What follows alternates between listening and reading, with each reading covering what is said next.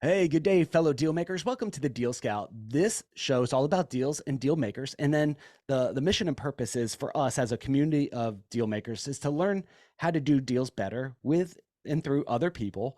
And then also, as you guys are listening in on the audience, if you resonate with our guests, their contact information will be in the show notes. So reach out to them and say, hey, I heard you on the show and I want to connect with you and learn more. All right. So let's dive into today's interview. Stacey, welcome to the show. Thanks for having me, Josh. I'm happy to be here. Yeah, I'm glad you're here. Last time we were going to record, a storm actually knocked out our power. I'm in Florida, and a hurricane came through, and I lost my power. So you were very gracious, and I want to thank you for that. But where do you hail? Where's home for you guys? So we got a little bit of that hurricane that knocked out your power. We got the bands of rain. I'm in Charlotte, North Carolina. Super cool. And Stacey, who are you? Such an interesting way to pose that question. Who Uh, are you? Do you want to yeah. know who I am today or who I am most days? Oh, wow. Explain the differentiation between that because this is really I spend a lot of time trying to figure out identity. I've got it tattooed on my arm. Who am I, right? Like, so for me, this is such an important aspect of business is this idea of identity. So explain the differentiation. I haven't heard that response yet. Yeah, I think it's all for me seasonal, right? I mean, I just think it depends on the season that you are in. And I don't mean like fall, winter, spring, summer, right? I mean like the season that you are in your business and your personal life and the growth trajectory that you're headed towards. So I just thought that was a really interesting way, the way that you posed that question. I mean, most days, right? I show up as the business owner self. I'm also a wife and a mother to three kids, two biological and one that we acquired when he was 7. It's our nephew that we have custody of. He's now 15. So I've got two high schoolers and a middle schooler. So, and some days I'm just trying to survive them most Yeah. of the time. But on most days when I show up to work, I get to spend my time being a contrarian. And it's really fun. And it's really fun to help people understand that this great big topic of referrals, which typically is, it's like a, it's like something they all want to know behind the curtain, like what's going on with the wizard behind the curtain when it comes to referrals and how do I get them and how do I get more of them in my business. And then I come along and I'm like, there is no wizard behind the curtain. You just have to understand how to make referrals happen. And I just do it differently than most people. So most days I have conversations with people saying, it doesn't have to be that way.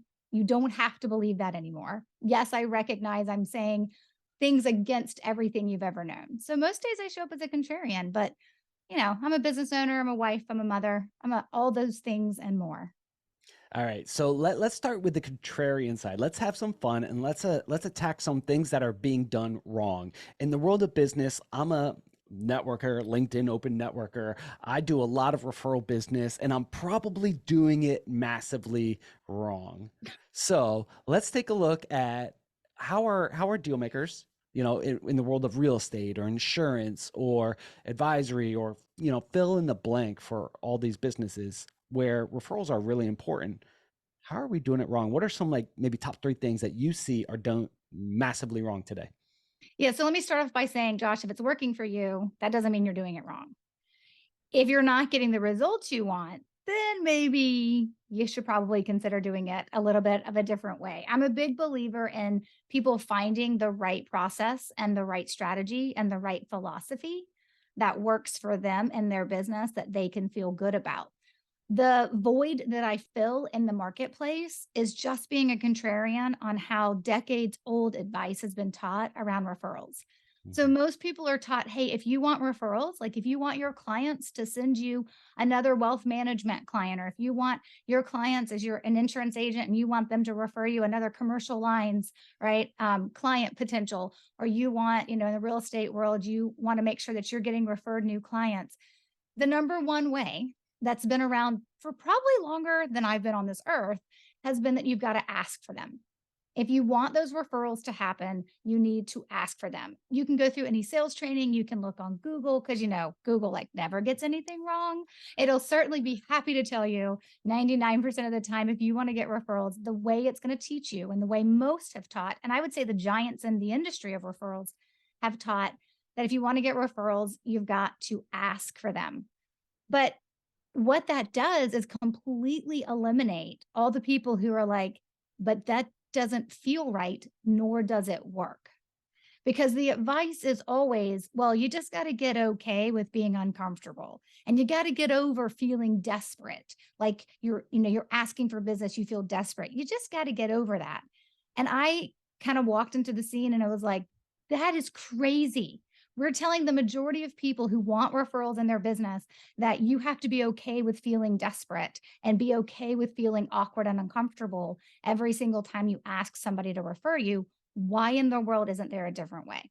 Now, that's not to say asking for referrals, it works for some people. I typically find, though I'm making a very huge gross generalization here, I typically find that there's a certain type of person that's comfortable asking for referrals, and you can usually see them coming from a mile away. But there's some other strategies that are taught about referrals. You're taught that you have to compensate, give the kickback, the commission if you want to receive them. And I'm not talking affiliate deals where like in advance this is an affiliate relationship before you purchase. And I'm not talking about real estate agent to real estate agent, right? Because all that's above board. There's like paperwork signed that this is going to happen.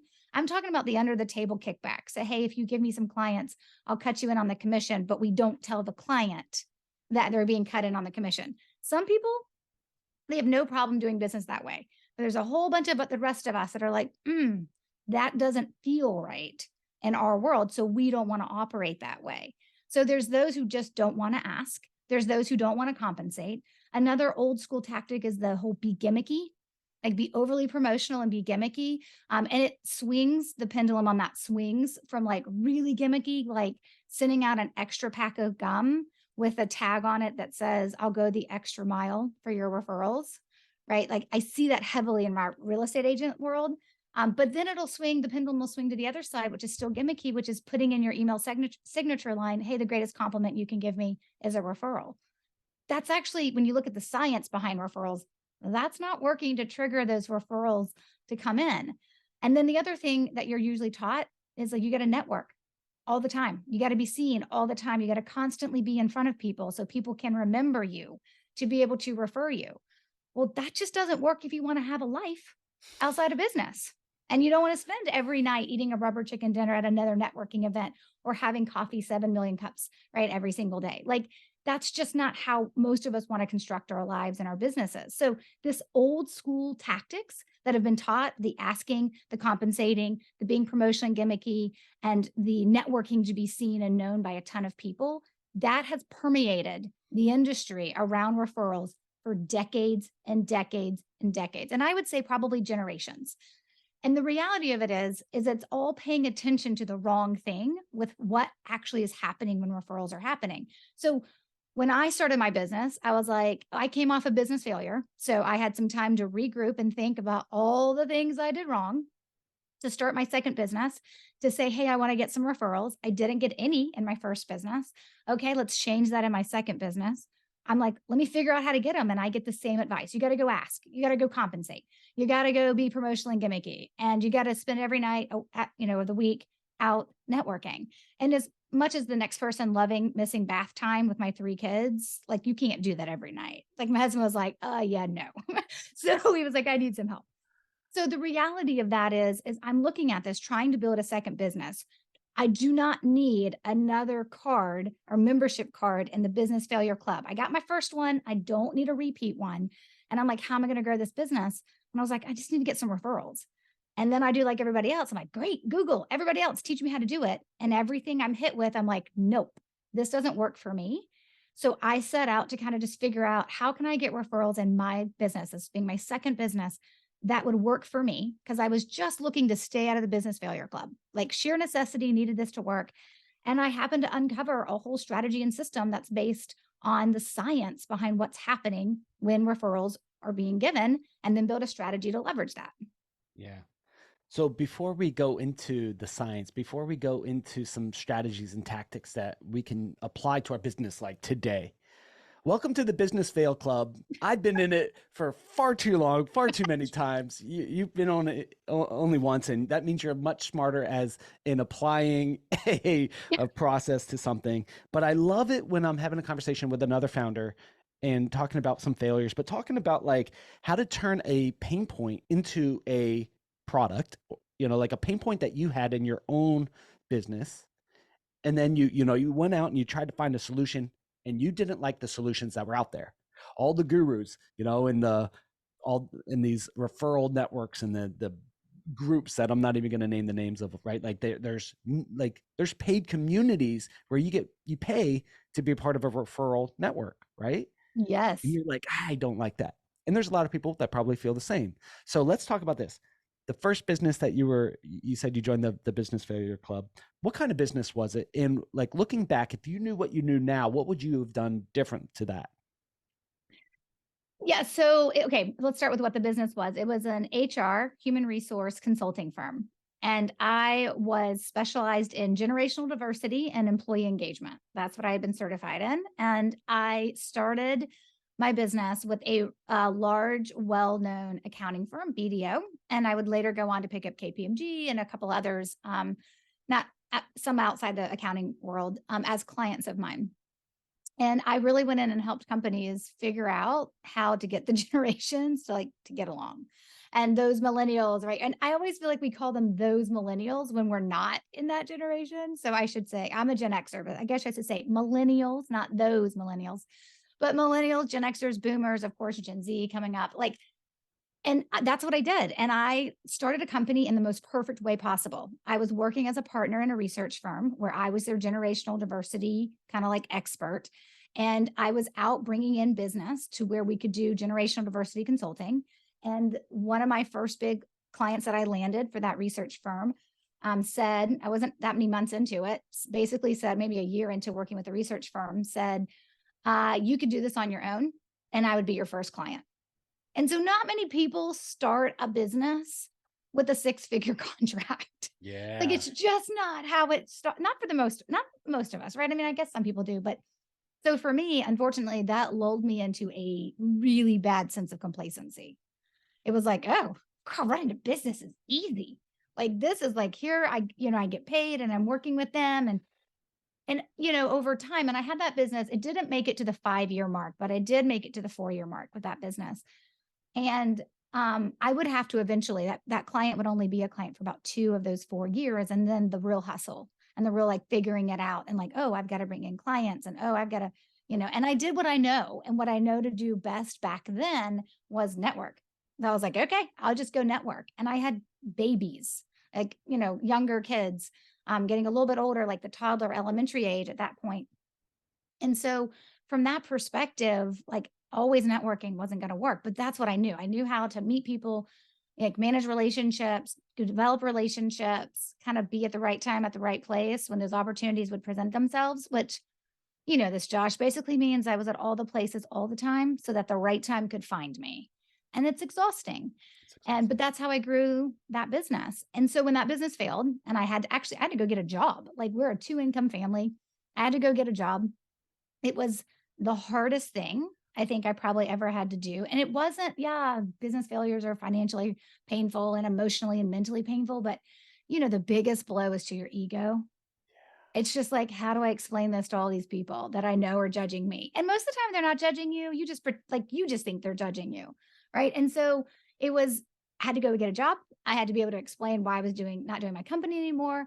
But I was look for the minute I sat in that lobby waiting for my interviews for the company that I went to work for, I was already trying to figure out, how do I get out of here? I was already looking for an exit strategy. I was always trying to figure out what would my next company be. I did not want to do HR anymore.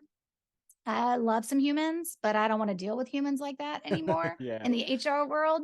And so I was like, what am I going to do? I don't know. And so when I was in corporate America for those I was 15, 16 months, I think that I was in corporate America in between business number 1 and business number 2, I got certified as a productivity coach. I had somebody who came to me while I'd been pregnant with my first kid and went through one of her productivity boot camps.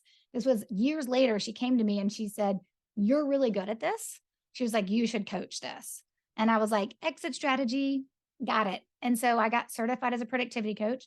I started my productivity coaching practice, added business coaching on to that eventually, because when you've been through a business failure, you can spot it in Yeah, other totally. people.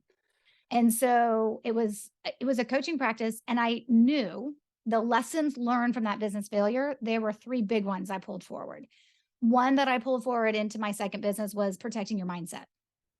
I just think that people, I just feel like they overlook how important that is Mhm. until you start to like really run your business and you really start to grow. And then you have all these feelings of like, do I have any idea what I'm doing? And you still make big scary decisions all the time anyway. And then the personal growth I think you have to go through, and I'm still going through it. I think we all still go through it on different levels as we hit different, places in our business. But the protecting of the mindset, because I didn't do that very well. I let other people control my mindset about my own business with my first company. The second thing was is I needed a strategy to touch business development every day, not like 40 cold call dials every single day, but I needed to have strategies in place that I was constantly generating the potential business. And that's eventually what became the referrals in my world. And when I say every day, I don't actually mean every day. I just mean like you can't get a client, put your head down, do the work, and look up in 6 months and expect another client to be waiting to work with you. And I rode that roller coaster for 4 years. I think that got a client, put my head down, do the work, look up, oh snap, I don't have another client. That roller coaster, it's like totally normal your first year. I was still on it 4 years later. You Yeah. can't survive like that. And so that was the second lesson is like, what's the business development strategy that I'll do consistently? And that for heaven bid, can it please just work? Like I just needed it to work. Referrals became that for me. And then the third thing is you cannot scale when you're drowning.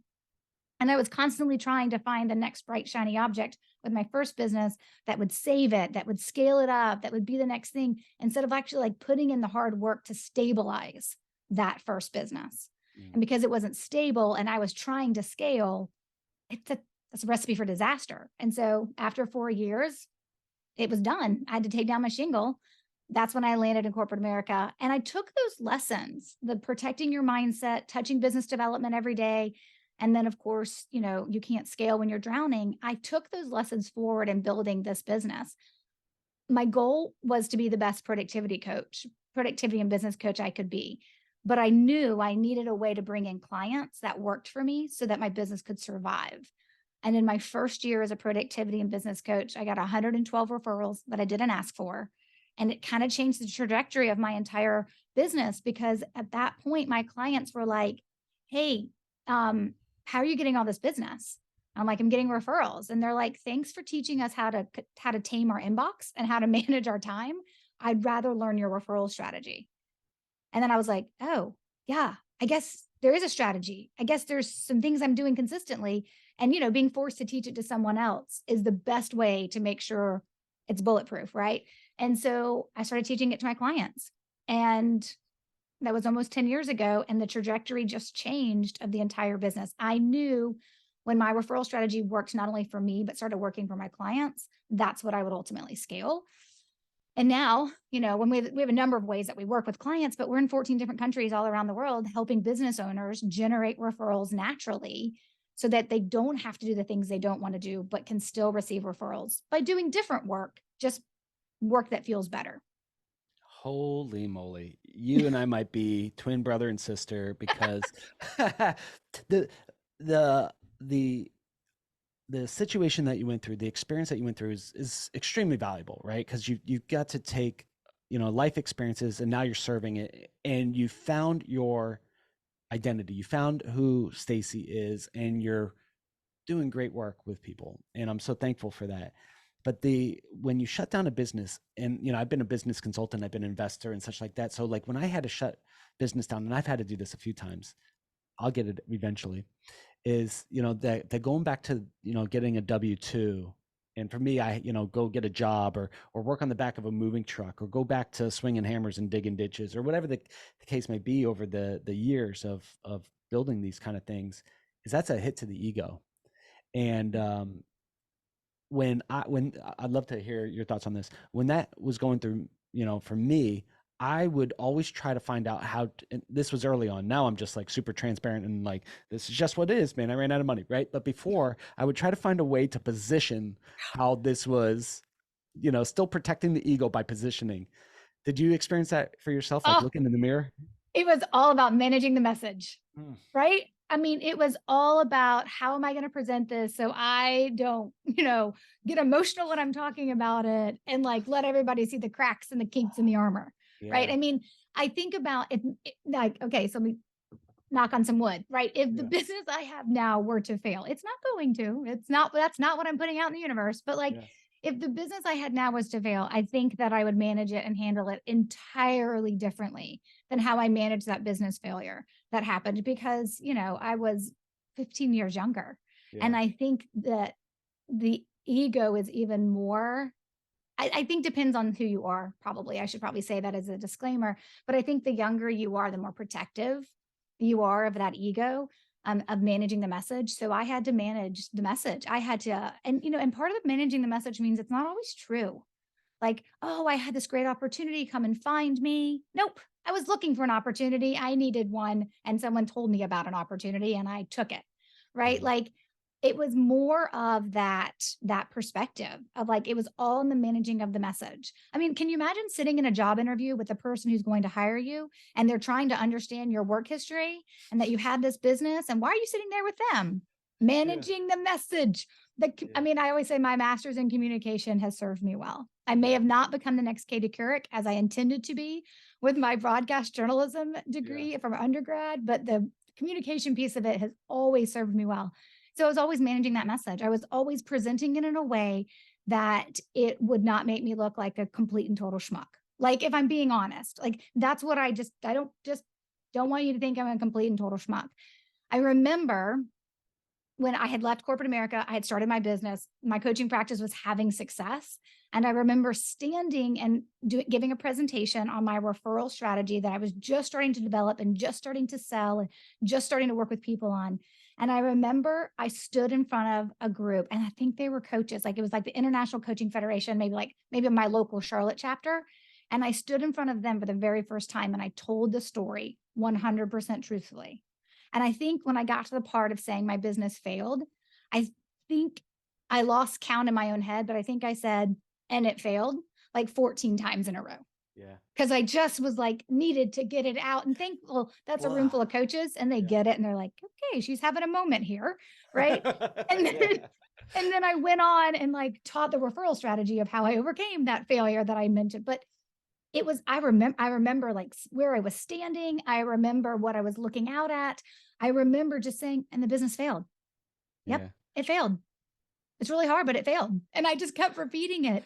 And then after that, it was like something clicked. And I realized that failure, that struggle, that real piece of me became the number one thing that people resonated with and that they connected with. And it made it look like, oh, there is some kink in that armor of hers. She's a much more relatable person in that way because I talked about it so openly. And then Yeah. I talked about how I overcame it. And I do think, and I can't remember who I heard say this, but it was like a sales thing. I think I heard from that perspective. It's like, people can definitely learn from your wounds. They can definitely learn from your scars, right? They can learn, sorry, that's how they said it. They can learn from your scars, but a scar is healed. It's not an open wound. It's really hard for people to learn from you when you still have the open, gaping wound. At that point, the wound had healed. It was now just a scar, and I could talk about it and I could pull the lessons out, and that could benefit others. And then I just kind of never stopped talking about the business failure because of that. Like, Yeah. it's like a whole chapter in my book. Like, it's just like I talk about it. I mean, I think the very first episode that I released on my podcast, that's 4 years old now. The very first episode I released was 7 ways I overcame a business failure. Like, I make it very public, very like, yep, this is my reality. I couldn't do that when the business was failing. I was like, how do I save face? And then I realized once you get over it, you learn your lessons. That's your duty. It's a great benefit. It's a great honor to then help other people not land there. And I think it's one of the reasons why I do what I do. Because if I can help somebody grow their business with referrals and they don't land in the business failure club like I did, then that is a day well lived. So cool. Yeah. When you are in a mentorship role or a coaching role or an advisor or a service provider, fill in the blank, when you're looked to for the answers, it really, you have to decide whether do I expose myself, keep up the act, but people see through it, right? Like, people aren't dumb. I mean, there are some dumb people out there, right? We get that. But for the most part, like, if we're dealing with business owners, visionaries, higher, like, entrepreneurs, they see through our crap very easily. And when we are in this position of influence and such like that, we have to choose, do I be authentic and transparent, or do I keep the posturing up?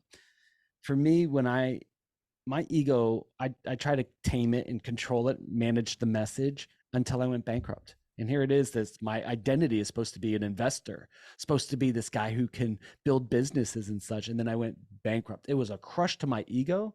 It was a crush to my identity. And I went into hiding. Like I just wanted to disappear, like seriously. And I couldn't. Yeah. I tried to hide, but there was nowhere for me to hide. I just wanted to get a job picking up trash or doing something like making coffee, or like that sounded so tempting to me, but it's just not who I am. When you, how did that, like, how did you not go into hiding? Because like part of your calling, I could feel it, is to be in front of people and guiding them and helping them like invest in them. Like, how did you not run? How did you not hide? Well, that's not to say I didn't try, Yeah. right? Like the try the hiding. I remember when the business failed and I went to work for back to corporate America and went to work for a company.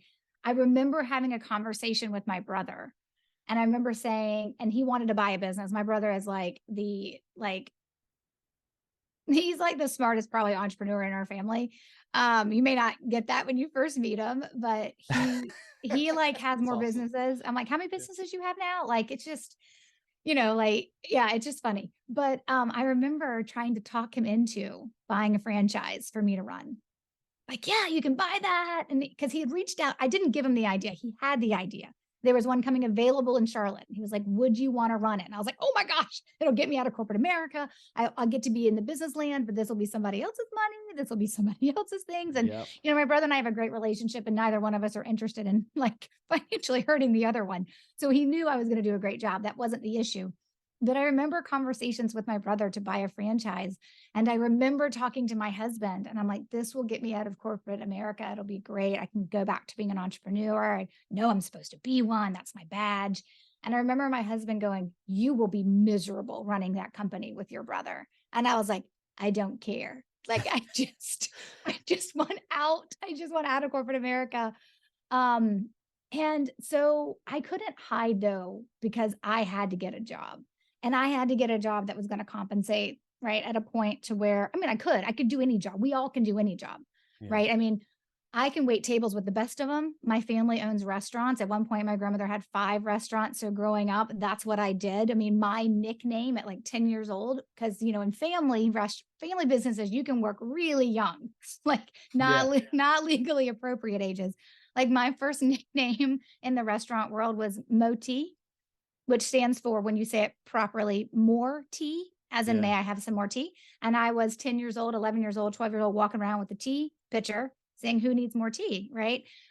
They're very Southern restaurants, if you didn't guess by the Moti Yeah. nickname, but that Moti girl, like, come on, I need some more tea.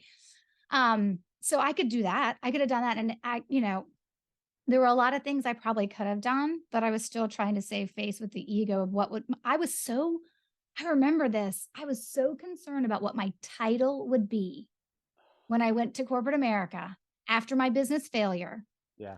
that was one of the things I negotiated for, that and vacation, because as an entrepreneur, like, we have beautiful vacation packages if we allow ourselves to take them. And I was not afraid to take mine.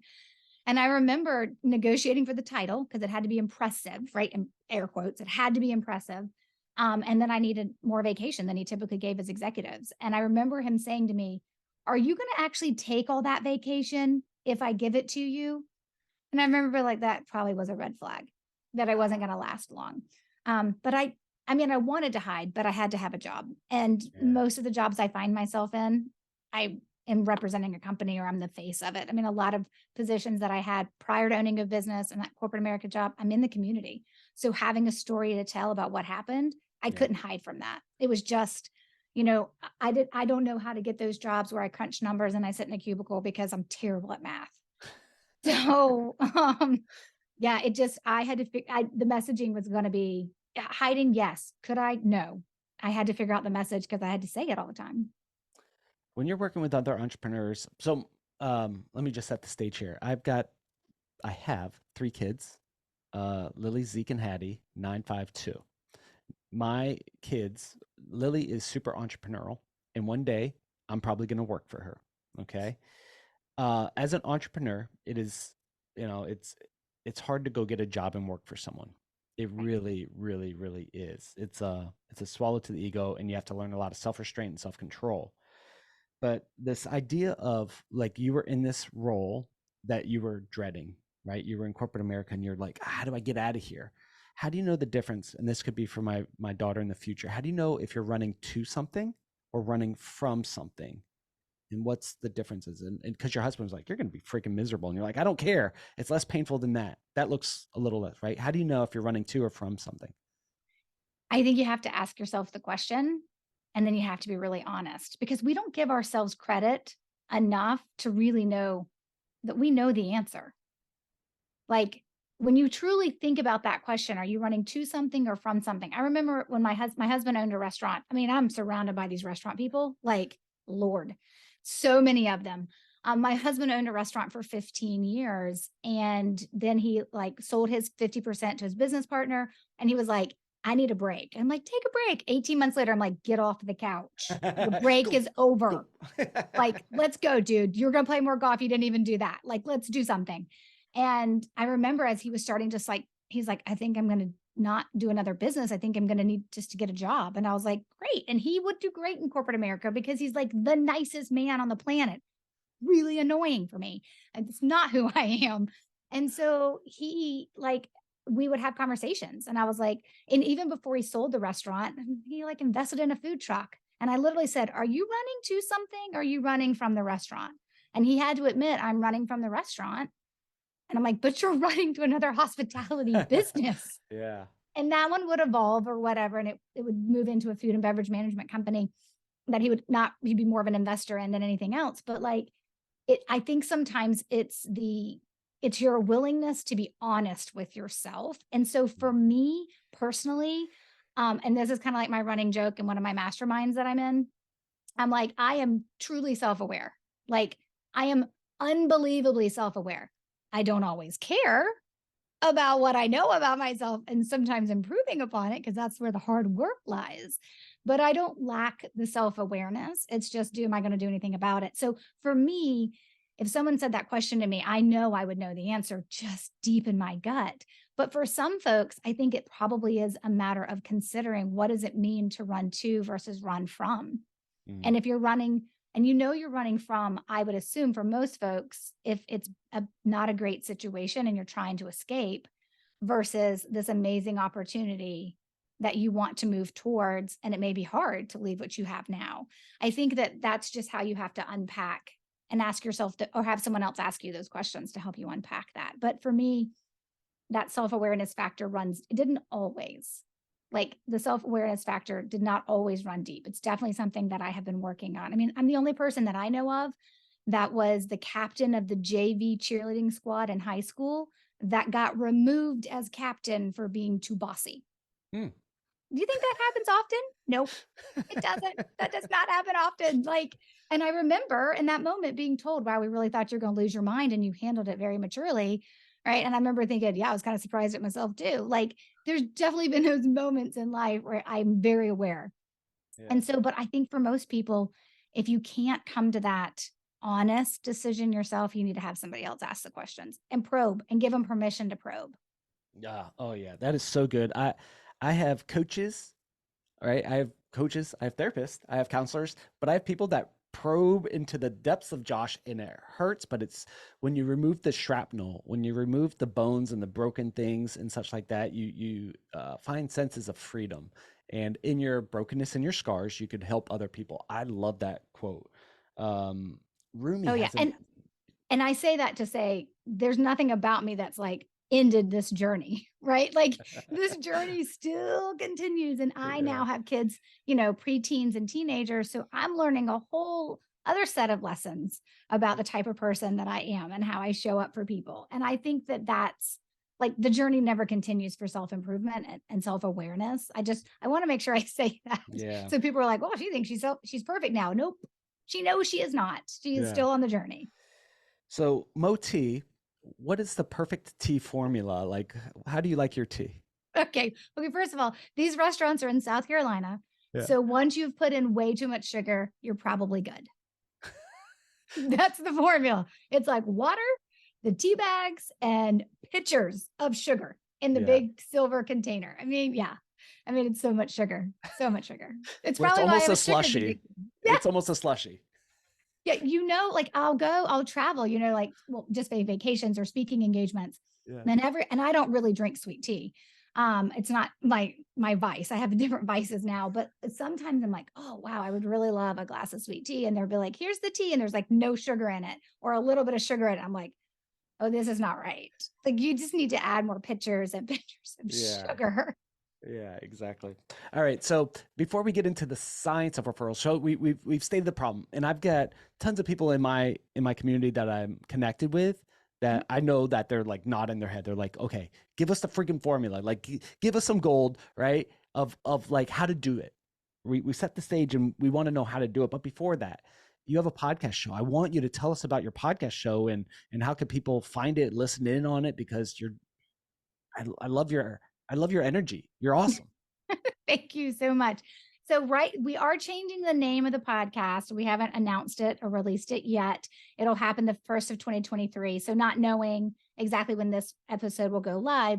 Right now, it's called Roadmap to Grow Your Business. You can always find it on our website, staceybrownrandall.com/podcast. And you'll then see when the name changes.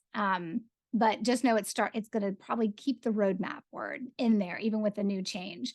But yeah, we've been doing that 4 years. I don't know. I think I'm around episode 230, 240. Nice. Yeah. So it's funny. I was telling someone the other day, the only thing I feel like I've done consistently in my life for the last 4 years is drop an episode every Tuesday.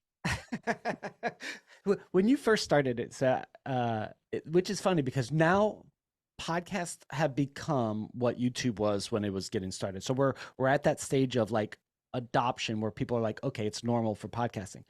4 years ago, you and I were podcasting, and you tell people you're podcasting, especially if you're struggling financially or you're trying to figure out this thing called business, right? And how not to drown and how not to die. And then people go, "What do you do?" And you're like, "Yeah, I have a podcast." What was some of your experiences from early podcasting? It's funny. So I did not ever want to have a podcast. I had a buddy who wrote a book. It was called Podcastaway. His name is Brandon. And he wrote a book called Podcastaway about all the things you needed to know to do a podcast. And I read his book. I put the book down. I sent him a text message. And I'm like, way too much tech. No, thank you. I will never do that. That sounds crazy. And like, only I would do that if I wanted to torture myself. All right, guys, for some reason I lost internet again. This is crazy. Like this conversation's gold and it needs to go on. We've made it through hurricanes and power outages and crypto stuff happening next door, but we finally made it. But Stacey, thank you for making this work. You were in the middle of telling the story about like your podcast, which is going to go through an exciting new launch in a little bit. But you've done lots of episodes. But you were saying like your buddy Brandon was talking about what he's got going on, and you really didn't even plan to build a podcast. Continue No, the but story because it involves tech. there. And I'm Yeah. like, oh, tech? That's a 4-letter word in my life. Like, no, I don't want to do it. And so I mentioned he had written a book, Podcast Away, I believe was the name. And it was all about all the things you had to do to do a podcast. And I read it and I was like, this is so tech heavy. I'll never do this.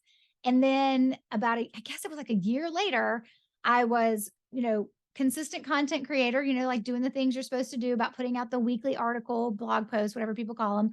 I was putting out like the weekly blog post. And then I started writing my book. And so you're trying to write a blog post, like 1,500, 2,000 word blog post every week, also while trying to spit out a 30,000 to 40,000 word book. And at that point I was like, and I love to write. My father was an author. I definitely got his genes in that. And I was like, I never want to write again. Like I was so tired. Yeah. And so I was like, maybe I should do a podcast. I can just turn on a microphone and start running my mouth. I'm really good at that. Like that would be perfect for me. And so that's what literally pushed me to the point of being like, okay, I'm going to do a podcast. And it was right before the book came out. And I was like, I'll have a podcast and a book and I love it. And I Yeah. wish I hadn't have been so against it just because it involved tech. Anything you don't love, you can outsource. And that's what I do. Yeah. I don't know why I was so worried about it in the beginning. Well, I have perfectionism tendencies, so I know that's probably what some of it was. But yeah, so we're 4 years later, or closing in on episode 240, I think, and, it's kinda crazy. Yeah. So I have my father. I have the genes of my father. You have your father's genes. I have my father's genes. Bruce Wilson. I love the guy. He's no longer with us. He's but like one thing that he left me with is this like perfectionism. My dad could paint a straight line, and I'm messy. I'm the visionary. I'm all over the place and such like that. But one of the things of like what I did, I would love to hear what you did. I just released one of my books yesterday, my first book, and I've been trying to write a book for 20 years. I promise. It was terrible, but I got it written, and I just felt God saying, "You got to get this book out there." But I'm like, it's not edited. We don't have the team, all this stuff. And what I did is I just wrote draft on the book, and then I just said, "Hey, by the way, this is the first draft. It's not edited. I just needed to get it out there." But it gave me permission to just ship it, right? Like get it out there. Freaking, it's going to be terrible. I have 50 something more years to write the next better book, right? But like it felt so good hitting publish and giving myself permission to not be perfect. How did you do it? Yeah, so I would say that's a lesson I continue to learn, and when it comes to certain things I create, I'm failing at that lesson. There are some things I will put out a podcast episode with mistakes, and I'll tell the editor, "Don't take those out. It makes me human. It's totally fine. Just move." Right? Like Yeah. I will do videos that aren't perfect, and like I won't care. I'll write things. Every email I send, like my weekly emails, guaranteed there's one misspelled word, and I got a master's in communication. It doesn't matter. There's one misspelled word Yeah. every week. I like look for it now. I'm like, oh, it's like a game, right? Like, oh, what did I misspell? But when it came to writing the book, that was something that for me, I struggled with not being perfect with it. It has 4 grammatical errors in it that still bother me. And the thing was published a few years ago. And Yeah. I know about them. And then, of course, people tell you about them. And you're like, I don't need anyone telling me about my grammatical errors in my book. Yeah. But you know what's funny is the first book, Generating Business Referrals Without Asking, I always thought I could write another one if I wanted to. I didn't know if I would. And then I wrote the first one and I was like, okay, I got over that. And I was like, maybe I'll write another one. That book went on to win 3 awards, Holy moly. which is amazing and awesome. And I'm so proud that it did. And my father's in heaven too. So I know he's super proud that it happened as well up there looking down. But it has actually been the one thing that I think is in my head keeping me from finishing book number 2, Yeah. which I've been working on for a while. And now I just acknowledge it. I just say it. Like, I can't tell you how many podcast interviews I've been on. They're like, when's book number 2 coming out? I'm like, your guess is as good as mine. I don't know. I've been working on this thing since 2020. We're about to go into 2023. Let's just say like procrastination has taken on a new like life when it comes to this book. And what's crazy, like 9 or 10 of the 13 or 14 chapters are written. It's not like there's a lot more to go, Yeah. but sitting down and writing for me is the one area where I wanted to be perfect. And I Yeah. know that it's not going to be perfect. I thought my book was perfect and it had grammatical errors in it. And there's things I would do different now. Yeah. And I'll probably do a second edition. So that's one that where like, how do I get over it? I can answer it in some areas of my life. That's one area where I'm still the grasshopper. I've not become the master. It's absolutely terrifying. What I found is when I'm writing, when I'm like at first it was like this with podcasting, and then I got over it, and then I'm like, okay, cool. But with writing, there's something like super revealing about you when you're writing. It's a mirror to your soul, and it feels so vulnerable and so like scary because you're just I don't know. It's so what's the word? I'm vulnerable. It's scary. It is scary writing a book. Would Yeah, you? and I think there's something I think people interact with a book differently Yeah. than they do anything else because they spend time with you. Yeah. Like, they spend Yeah. time with us listening to our podcast every week, but depending on how long the episodes are, it may just be like 20, 30 minutes, right? And knock it out. And there's another conversation next week and it's different. Like a book, I don't know. And I read the audio version of my own book, which is when I realized those grammatical errors were really bothering me still. I did the audio version as well. And so I think people, and I write the way I speak. Yeah. And I think people are kind of fascinated when they're like, whoa, when they see like a live video of me and they're like, that is exactly how you sound with the book. And I'm like, yeah, because I don't know how to do it any different. Yeah. I do think that it is more, and it's just more in the book, all the things, or like in, trying to tell the complete story as best you can. Yeah, I Yeah. don't know. I don't think that's when I still got to continue to figure out. Maybe ask me that question after I publish like my third or fourth or fifth or 10th or something. All right.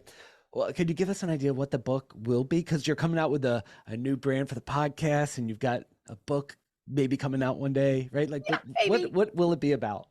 Yeah. So here's the thing.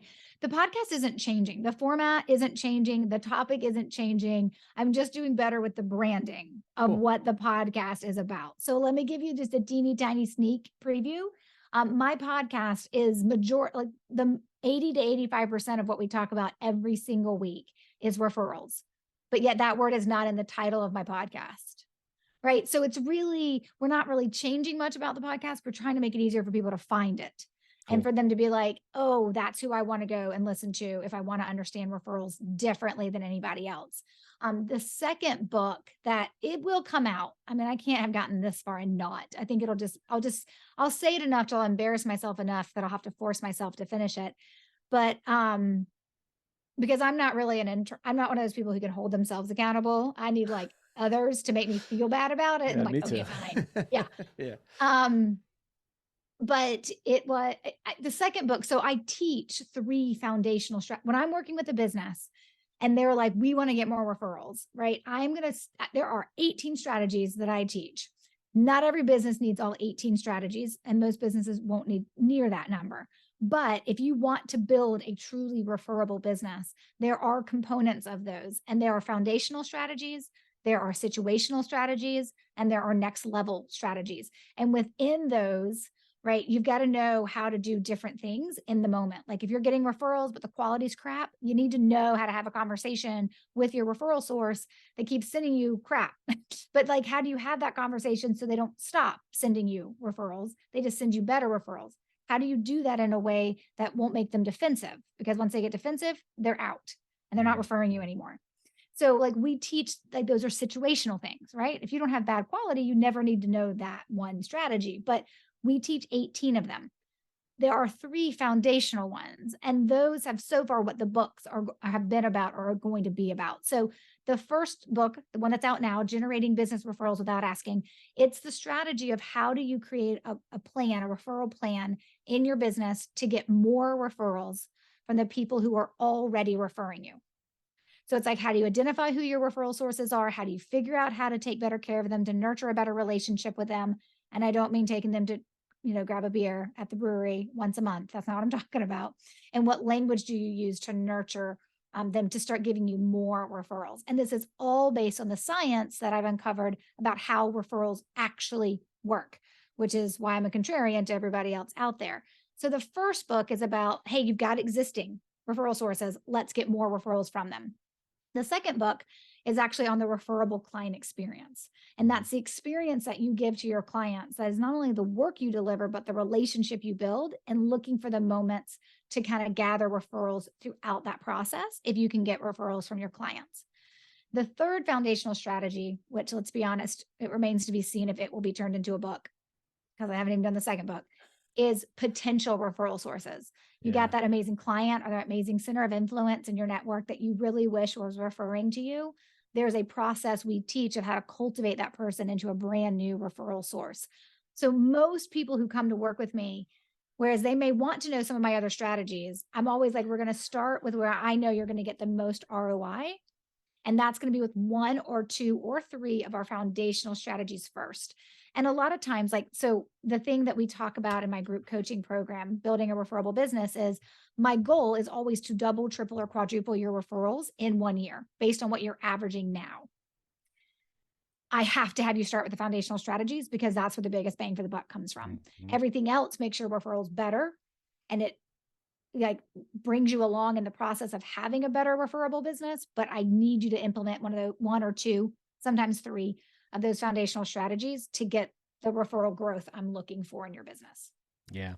Super awesome. Super awesome. Well, when that happens, I will pay for a signed copy of it. Okay. I love collecting my friends' artwork and their books and such. It's super like for some people collect baseball cards. I collect my friends' art. So when that happens, let me know and I'll buy it.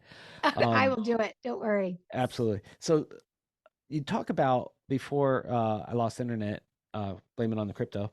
The we were talking about the science of the referral. Now, I've read, books like, Influencer, The Power of Influence and Influencer, I've studied like the pirate metrics, and one of my friends wrote a book called How to Be a Power Connector. It's all about, connecting. You should meet Judy, by the way. I'll connect you guys. Thank But you. yeah, absolutely. You know what's weird? You are really good at this because I was just like, oh, like, I wrote down three people that I'm going to refer to you. you you got me. You did it. You're great. Okay, so what is the science of the science of referrals? How does that work? Yeah.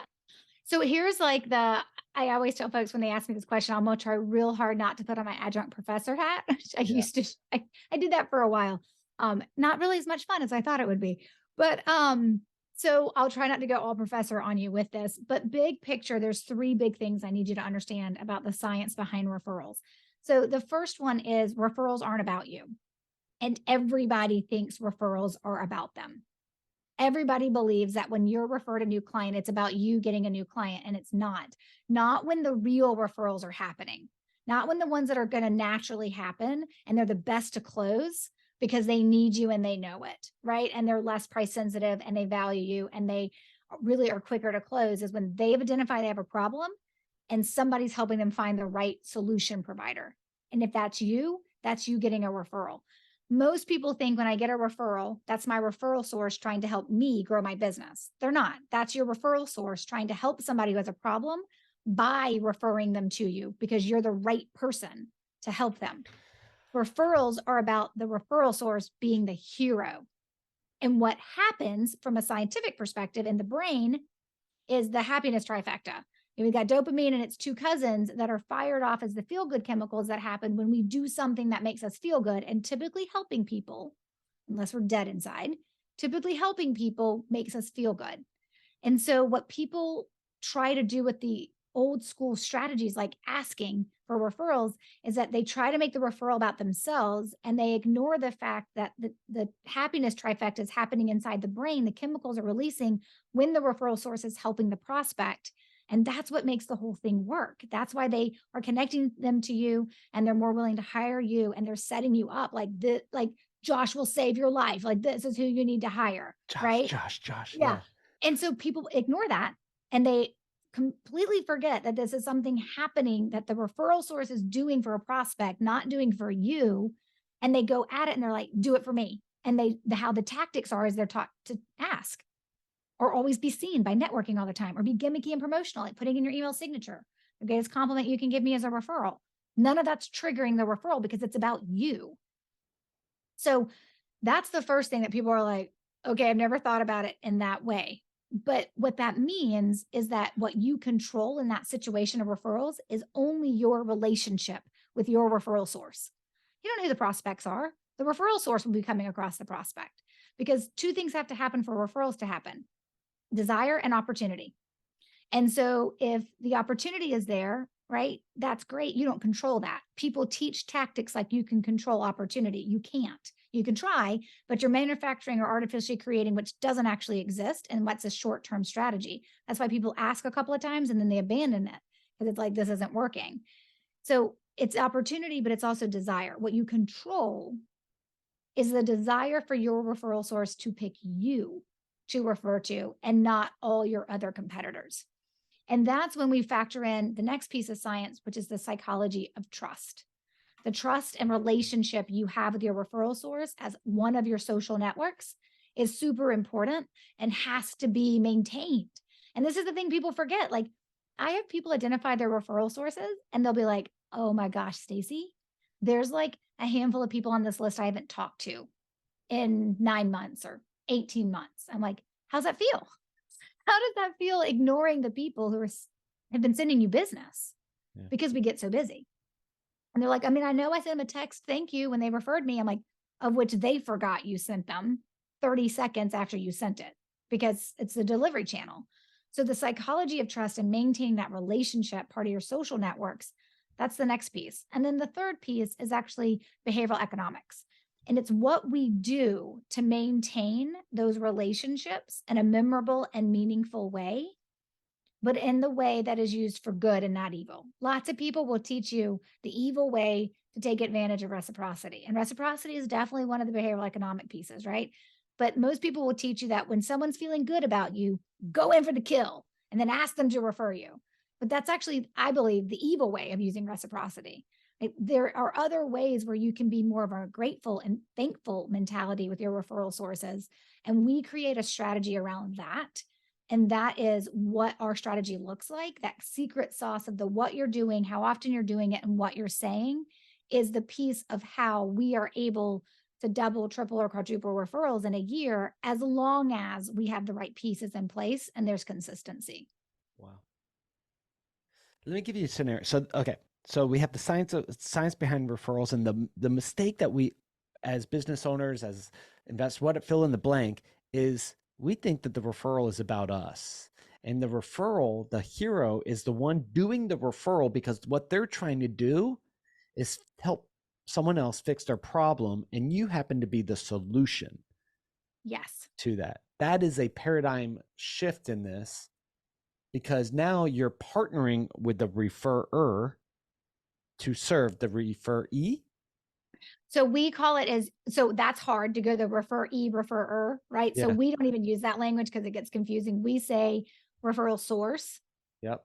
prospect, you're the solution provider. Cool. Okay, that's much easier. That's easier Yeah. to say. Yeah. So you're partnering with the referral source and their desire to help the prospect, but they're helping the prospect because they know the prospect's problem first. Then they're Yeah. deciding that you're the person who can solve the problem. They don't like, wouldn't it be amazing, Josh, if like tomorrow morning I woke up and I thought, how can I help Josh grow his business today? That'd be cool. Right. But nobody does that. Let's be honest, I'm gonna wake up tomorrow and be like, how can Stacey grow Stacey's business today? Yeah. Because that's what we do. We wake up thinking about ourselves. Yeah. And so if that's the case, right? Like no one's just waking up being like, how many referrals can I send to Josh today?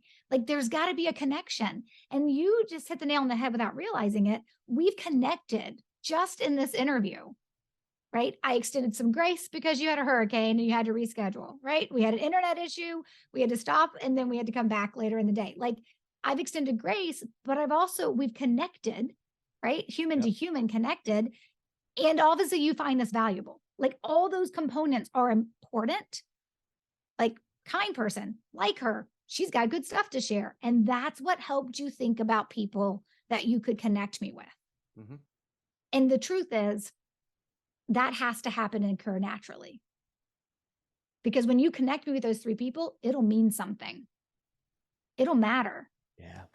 It won't be, oh, Stacey asked me to connect her with some people. So here I go connecting with people. Maybe you want to talk to her, maybe you don't, right? It'll mean something because we connected.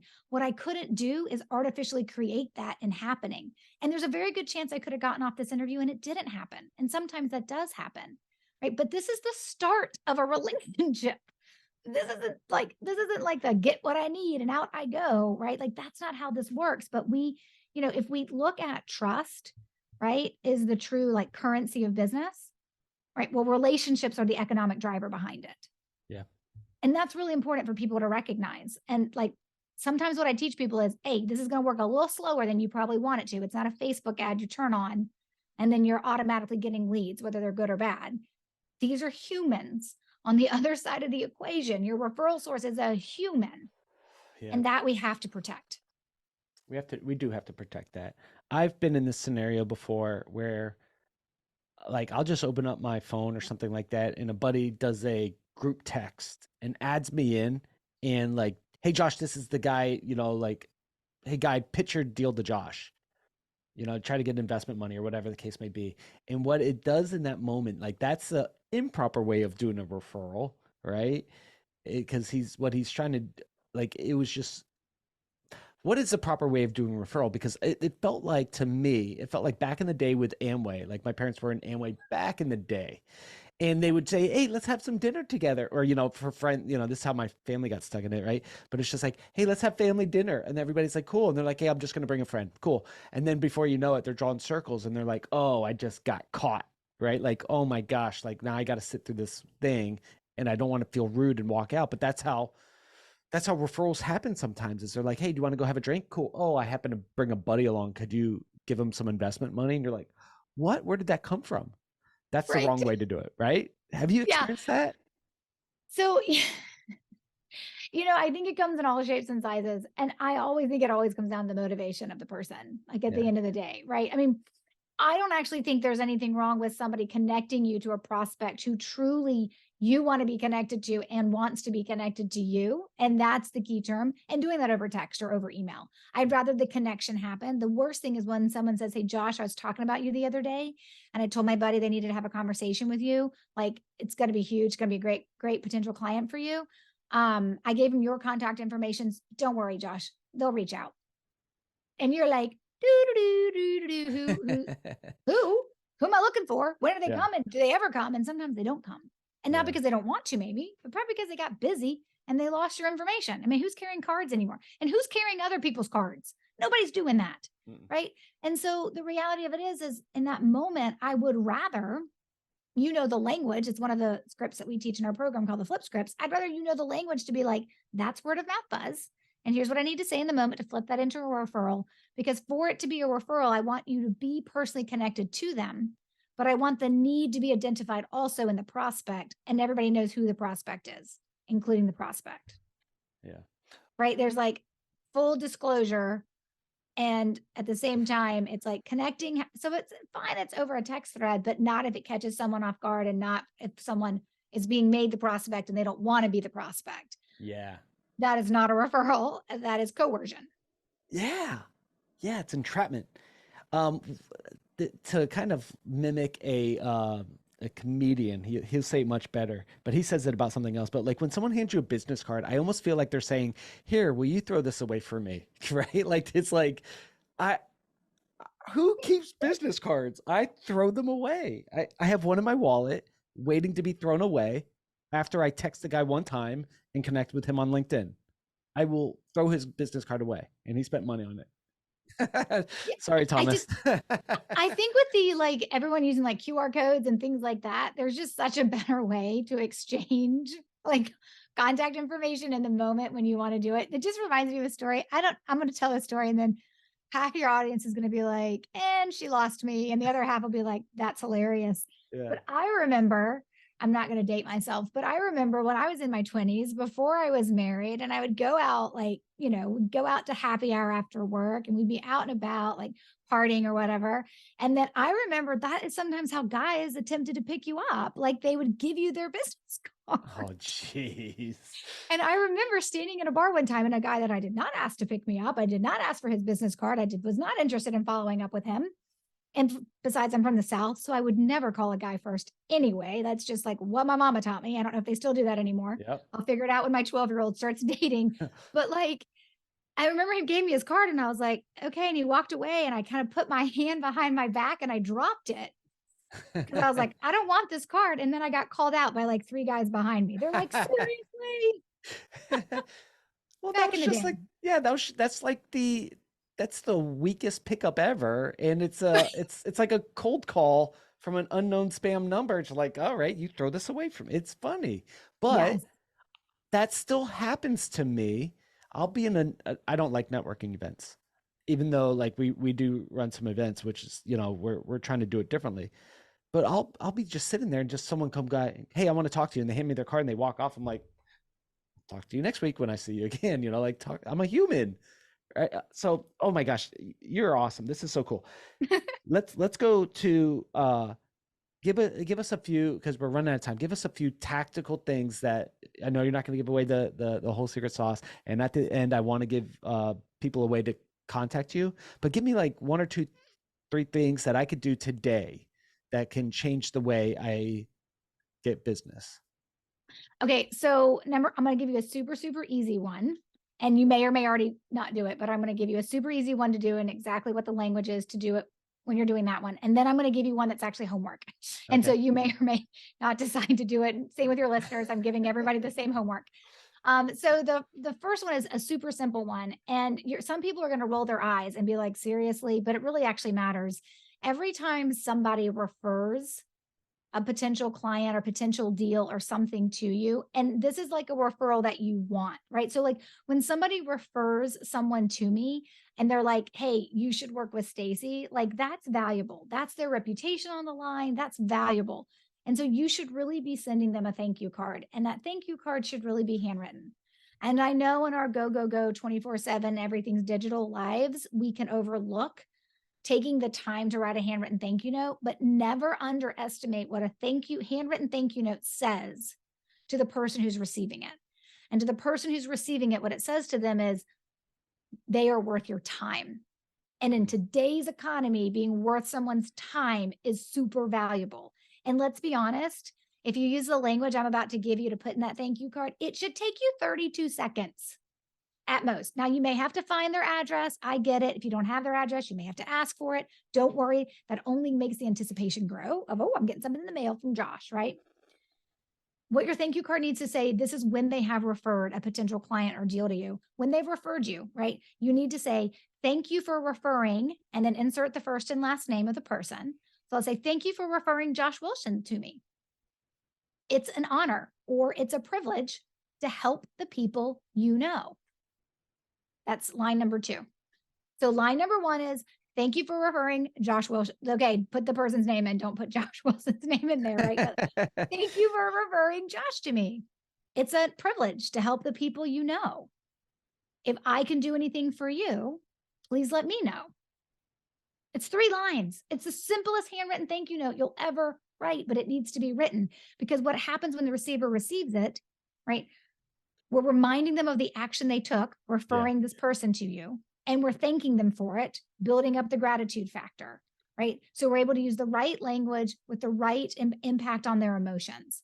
That's the simplest. Anytime someone gets, if you do nothing else, which I hope that's not the case, but if you do nothing else that I teach, it would be just start writing freaking thank you notes when people refer business to you. That will not unleash an explosion of referrals. Let me be really, really clear. It will make you a better person.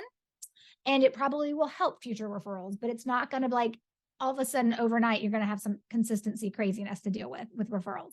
But it's like, sometimes I feel like what I teach people to do is like, be a good human. Like, let's just go back, right? The second thing is homework. Before you go to number 2. Yeah. All right. I know that this is, for as dumb and simple as this is, I think that we need to talk about how to do this, because you're a productivity coach and such like that. I don't mind giving my time, except that if I did a handwritten note, someone would get it and they would say, what does this even say? It's hieroglyphics. My handwriting's terrible. Don't go there, Josh. Come on, man up. I want to show you my notes right now that I'm writing like about it. I can't read my shit. Okay. So okay. Do you know how many times I hear that? A lot. Oh, my handwriting sucks. Plus I hear one. it all the time. Okay. So here, are you ready? This is some tough love. Tough love. Tough love. I can take it. I get it. Your handwriting sucks. So you should probably write slower and only print. That's too simple. Okay, number 2. Go ahead. I accept. I'm manning up. Yes, just ego stepped on. Take your time. Take your time. It'll be fine. I know I hear that all the time. I'm like, seriously, people, they just handed you potential business. Take the time to write them a thank you note. Okay. Point number 2, this is homework. If you choose to accept this challenge, it's huge. There's a process that I teach in my book. I also talk about it on my website. I talk about it on my podcast. You can find this in some other format if you need more details, definitely, because it's the first step I think everyone should take if they want to go on this journey to get referrals the way I teach it. And that's identifying who your referral sources are. But we teach this very specifically. I want you to create a list of your clients. If going back 3 or 4 years feels overwhelming, then go back 1 year. If you're working with me, you're not getting off that easy. You're going to do 3 or 4 years. But go back and look at the new clients you brought on in your last 3 or 4 years. have their names down. Hopefully you got this in a CRM. You can push a button, it shoots it out. If not, you're going to do what we call walk down memory lane. And you may use my name with a few bad words mixed together as you do this manual process, because it'll be a beast. But if you do it right once, you never have to do it again. So you've got your list of clients. Then you're going to map out, and then you're going to map out what year they came to you. So if you are doing this for a couple of years, it's like the year, the client's name, and then the source. The third column is the source. How did they hear about you? Did they come through a networking event? You like literally met them at a networking event, then the networking event is the source. Did they come through a referral? Then you put the referral source's name down. Did they come through a Facebook ad? Did they happen to like stumble upon your SEO and your podcast and then listened and reached out? Whatever it is, as best you can reconstruct this information if you're not tracking it, as best you can reconstruct it. I give some tips on reconstruction in the book as well. People don't always think about, like sometimes email threads, just search their name in your inbox and you may find where that first email started. And so you're going to put down the year they became a client, the client's name, and then the source of how they got to know you. Then you're going to sort that list and only pay attention to the referral sources and the clients they referred to you. This is going to give you 75% probably of your referral source list. And this is going to be the referral sources over the last couple of years who've actually referred you clients. This is your list of gold. These referral sources, their names, this is your list of gold.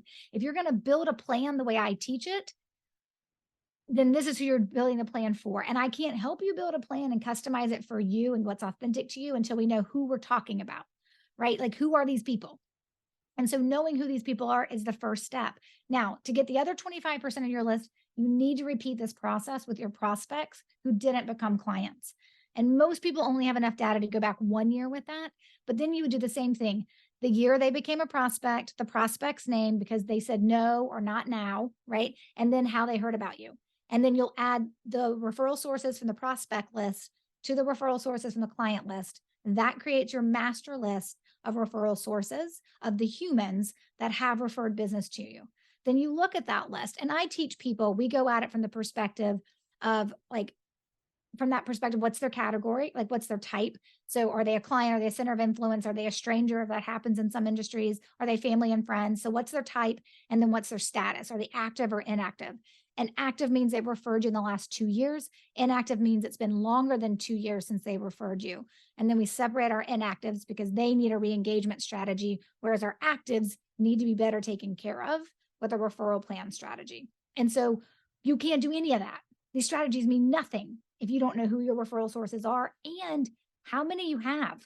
If you don't have more than 5 or 6 people referring you, you don't need the strategy. You need the potential referral source strategy because you don't have anybody referring you. You don't have many people. Yeah. You need to learn how to turn people into referral sources. If you've got more than half a dozen referral sources, you're ready to start getting more referrals from them. You just got to put in the process, put in the work. And one thing, if you're not getting referrals, one thing that I've seen to sound smart is they might not know what you do, or they might be unclear on what you do, right? If I heard it said this way, and it's probably wrong, but it's just like, if your grandma can't describe your business, you know, you might need to adjust the business a little bit. Um, so number 3, give us one more, and then we'll wrap it up today. You're awesome. Good job today. Yeah, well, so I think the big thing is also the other thing I would tell you to do is how you start thinking about referrals. And what I want you to know is more than likely you do deserve referrals. You do. You're just not owed them. So you have to be willing to put in the work to receive them. And most people are looking for the easy button on just about everything we do. And I'm sorry, it just doesn't exist in the referral land because we're talking about humans. And so that is a relationship and that's a process you have to do correctly and protect. Yeah. You deserve them because you're probably a good human, but you're not And do owed good them. work. Yeah. Right. And you do good work. So you probably deserve them, but you're not owed them. Right. And, you know, in some cases, depending on how more complicated what you do is, sometimes you're right. Sometimes it is, they don't understand what they do. It's like, the truth is, I could tell my grandmother, I teach people how to get referrals without asking. Well, she ran 5 restaurants. She'd be like, what's a referral? Right. I mean, she may be like, you mean like a referral to my doctor? Like, that's probably what she would say. But if I'm talking to a business owner and I'm like, I teach people how to generate referrals naturally, like without asking, they're like, sign me up. Yeah. You know what I mean? Like, I think it also depends on who we're talking to from that perspective of whether or not they know what you do. But the more, like, most people don't need to be told what a financial advisor or an attorney does, right? But Mhm. making deals happen, maybe there is probably some explanation that needs to go along with that as well. Yeah. Where could people go to connect with you and get some help? Because there's a lot of people that are going, hey, I really need this help. It seems daunting. I don't know where to start. I need someone to walk me through this and hold me accountable to it. Help me to create a plan and hold to the plan, because that's our business is referrals. We have to get them. Yeah. So the number one thing I would say, well, first, the website, stacybrownrandall.com, is the home base for everything. So you'll find out the podcast, the book, the free resources that we have available, the articles, all the things are on the website. But if you're exactly where, Josh, like where you just said they are, like, we need to figure out what the plan is and be held accountable, then that is my group coaching program. It's called Building a Referable Business, and you can find it right there on the homepage as well under the programs tab. And I would tell folks, we keep that group small on purpose because the community is really valuable and important. This isn't a group where you're in there with 100 people, you're in there with like 20 to 30. And I intimately know every person's business, and I know where they're supposed to be in their journey, and I'm holding them accountable. They still have to do the work, right? Um, so I think it's important that people recognize that piece, but that's if you want that access to me. I do have online programs for someone who's like, I'm a self-study person, let me just do it. But I obviously have the group coaching program. We do have like a limited number of like VIP days where someone's like, customize it for me, Stacey, and then come and implement it with my team. And that's me on site with them. Those are, we don't do a lot of those because takes a special kind of company and a special kind of business to do that. But the group coaching program is where you can get that ongoing support. Cool. What Yeah. question should I have asked you, or do you wish that I would have asked you in part one or part two of today's podcast? What should I have asked you? I think you asked all the things. Like, I really do. I think you asked um, questions that will really allow people the chance to think about referrals differently. And that's obviously my big objective with spending time with you and your audience is I just want you to know and believe that I may be a contrarian to what you've been taught. That doesn't mean the old ways are the best ways or the only ways. So I don't think there's anything else I would add. Awesome. If we look through your phone of the last 20 years of songs played and we sorted it for the most played song, what would that be? Okay, so not a music person. Okay. Don't. It's like the one thing I think my husband would change about me if he could, because he's a music freak. And I'm like, who sing? I can sing all the song, all the words, but I don't know who sings it. I don't know what song it is. And I sure as heck don't know what decade it came from. So I don't even have an app to listen to music on my phone. Guess what I still do? I listen to the radio What? in my car. What is the radio? Right? I love mine. It's fabulous. Me in the 1980s, like we get along great. I may have been a baby in the 80s, but we get along great. Yeah. So I will say though, if you ask me what word, that when it comes on the radio or wherever and it starts playing, I can't help but start singing it. It is Vanilla Ice, Ice Ice Baby? Ice Ice Baby. I can't help Yeah. myself. Yeah. So That good. one I do know all the words to. It is good. Do you know the dance too? No, because obviously I don't listen to music. I have no rhythm. Awesome. Only if I want to embarrass myself. Yeah, awesome. Well, Vanilla, if you're listening out there to this, send her a signed mixtape on a cassette for her. All right, guys. Stacey, thanks for coming on the Deal Scout, talking about referrals and changing the way we look at the relationships we have with our referral sources and with the people that are in our network and in our community, and for the challenge for me to man up and slow down and write legibly between the lines. You know, it reminded me back of school when I used to get my hand slapped. But thank you for that challenge. I'll take it. I will do it. And fellow deal makers in the audience, as always, reach out to our guests and say thank you for being on the show.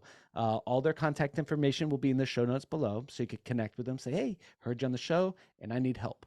If you in the audience are working on a deal and you would like to talk about it here on the show, head over to thedealscout.com, fill out a quick form, get you on the show next.